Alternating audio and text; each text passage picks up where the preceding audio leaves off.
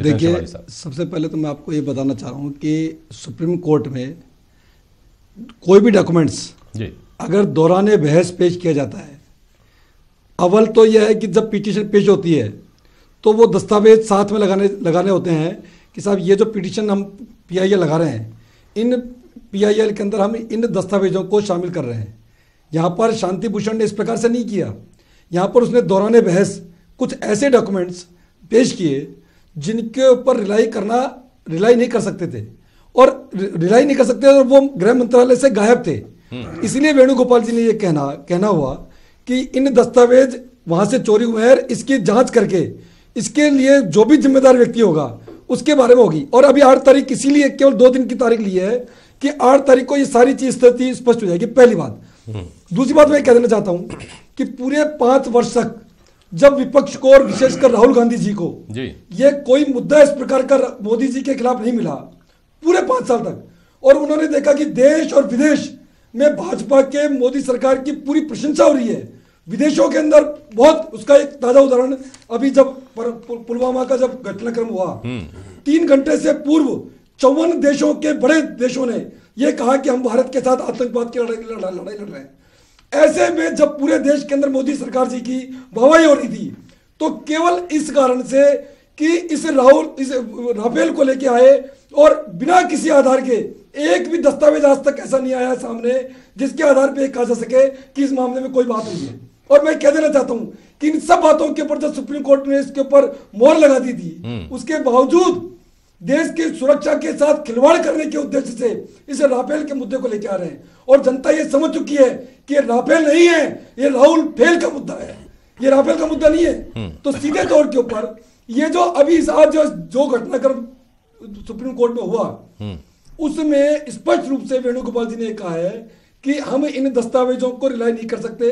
ये गृह मंत्रालय से चोरी हुए दस्तावेज हैं और इसके बारे में जांच करके 8 तारीख को इसके ऊपर सारी स्थिति स्पष्ट कर दी जाएगी। जितेंद्र जी, अगर 8 तारीख को आपको कोई नई सुबह मिल जाए इस केस में तो वो एक अलग बात है, लेकिन हाल फिलहाल कांग्रेस को ये मौका मिल गया है कि देखो हम कहते थे ना इसमें गड़बड़ है,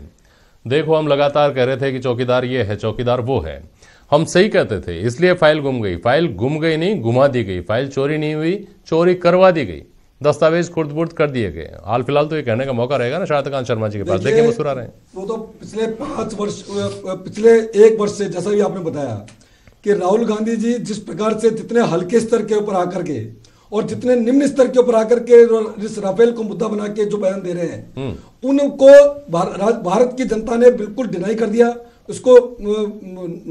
नामंजूर कर दिया। और सुप्रीम कोर्ट में यह सारे तथ्य जो वहां रख दिए गए थे और सुप्रीम कोर्ट ने कह दिया था कि इसके ऊपर किसी प्रकार की कोई गड़बड़ी नहीं हुई। तो उसके बाद में और फिर संसद के अंदर सीतारमण जी, निर्मला सीतारमण ने जिस प्रकार से पूरा वर्णन इसके ऊपर किया, अरुण जेटली जी ने जिस प्रकार से पूरा इसके ऊपर स्पष्टीकरण दिया है, उसके बाद में कोई ऐसा कारण नहीं रह जाता है कि इसको इस मुद्दे को लेकर के और जनता इसको गंभीर लेगी। ठीक है सर, शारदाकांत जी को बहस में लाऊं उससे पहले श्रीमाली साहब ये बताइए कि आपकी पार्टी किस आधार पर ये आरोप लगाती है, संक्षेप में बोलिएगा, शारदाकांत जी जवाब देंगे, कि ये आपके मुद्दे चुरा रहे हैं। किसान का मुद्दा, जवान का मुद्दा मंदिरों में भी जाने लगे और अब गाय का मुद्दा भी ये झपट लेने की कोशिश कर रहे हैं आपसे। देखिए, इस बारे में तो मैं एक बात कह देना चाहता हूं कि अशोक गहलोत साहब